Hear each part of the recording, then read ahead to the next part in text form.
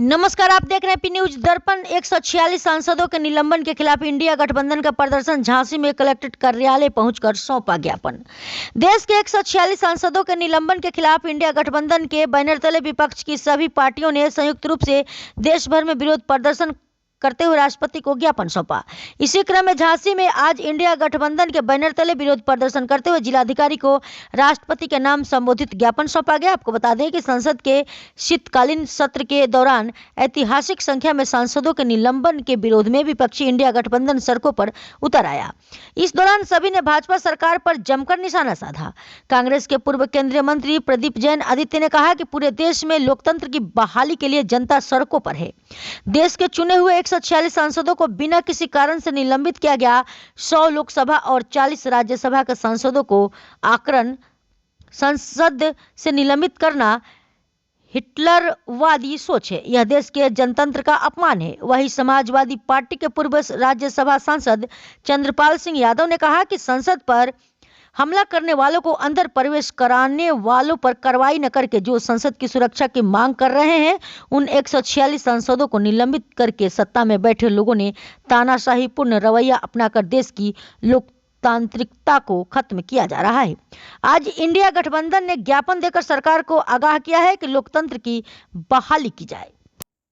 आज आप पिछले दिनों देख रहे हैं देश में जो हमारी संसद के ऊपर हमला हुआ और हमलावरों के खिलाफ कार्रवाई ना करके या जिन लोगों ने उनको अंदर जाने की अनुमति दिलाई उनके ऊपर कार्रवाई ना करके देश की जो इन बातों के लिए संसद की सुरक्षा की मांग कर रहे थे, ऐसे 146 सांसदों को निलंबित करके उनको कार्रवाई से वंचित करने का काम किया।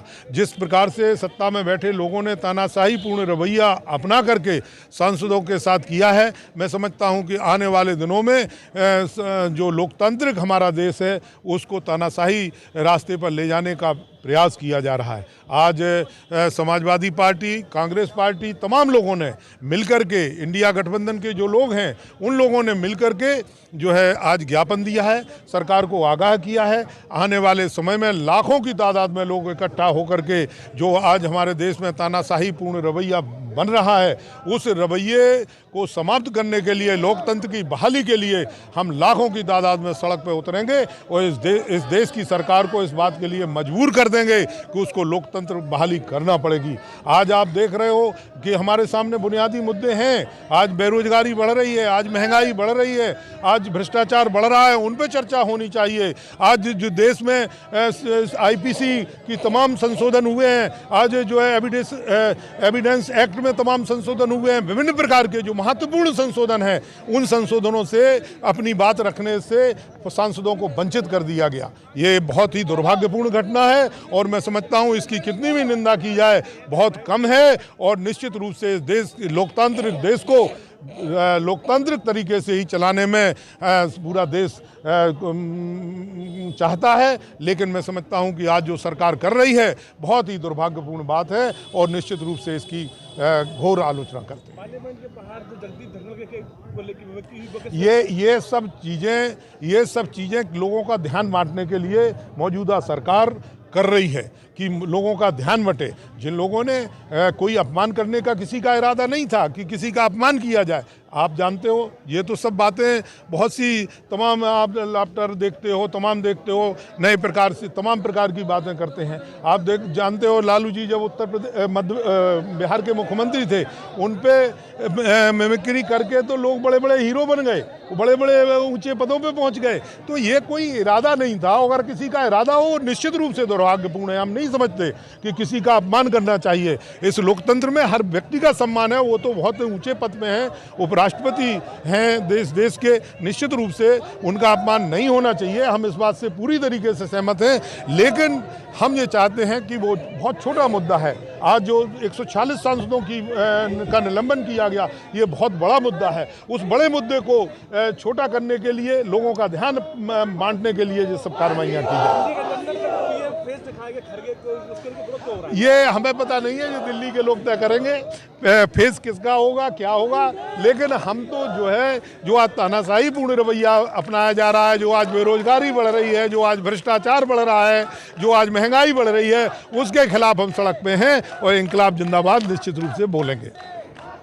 आज पूरे देश में लोकतंत्र की बहाली के लिए जनता सड़कों पर है, क्योंकि देश के चुने हुए सांसदों को बिना किसी कारण के निलंबित किया गया।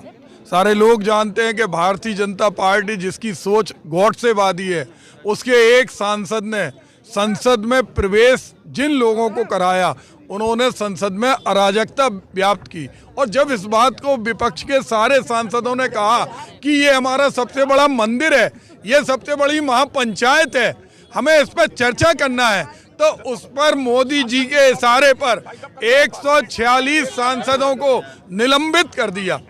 100 सांसद लोकसभा के और 46 सांसद राज्यसभा के।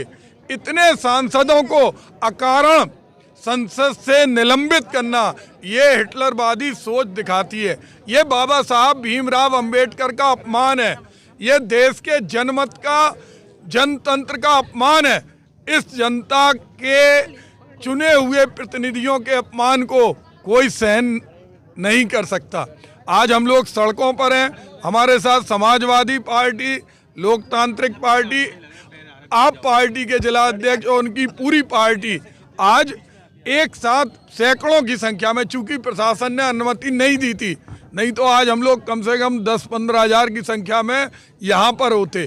आज हम लोगों ने शांतिपूर्ण ढंग से धरना दिया, ज्ञापन दिया, और आने वाले समय में हमारा जो इंडिया गठबंधन कहेगा, हम लोग पूरे देश की जेलों को भर देंगे। हम मजबूर कर देंगे कि लोग ये नारा लगाएं, निकलो तंग मकानों से, जंग लड़ो बेईमानों से। ये बेईमान लोग हैं जो जनादेश का अपमान कर रहे हैं। आज ऐसे समय में जनता जहां बेरोजगारी से परेशान है, जहां जनता महंगाई से परेशान है, कर्मचारी अपने ओल्ड पेंशन पाने के लिए संघर्षरत हैं, सेना के रिटायर्ड लोग सड़कों पर हैं, अग्निवीर जैसी योजना सेना के अपमान करने के लिए चलाई जा रही है, बड़े बड़े प्रतिष्ठान बेचे जा रहे हैं। ऐसे में बात करने की अपेक्षा जिस तरह का माहौल दिखा रहा है, आज इंडिया गठबंधन ने यह भी प्रस्ताव पारित किया है कि अगर आप ईवीएम से वोट डलवाते हैं तो वीवीपैट से हर वोटर को उसने किसको वोट दिया इसकी पर्ची मिलना चाहिए। क्यों नहीं ये पर्ची दे रहे? क्योंकि इनके मन में पाप है, इनके मन में खोट है। तो आज इस खोट, इस पाप के खिलाफ हम सब लोग यहाँ धरने पे हैं, और आने वाले समय में हम इस सरकार को मजबूर करेंगे कि वो अपनी हिटलरवादी सोच से जगे और इस देश के अंदर लोकतंत्र बहाली करने में अड़ंगा नहीं डाले।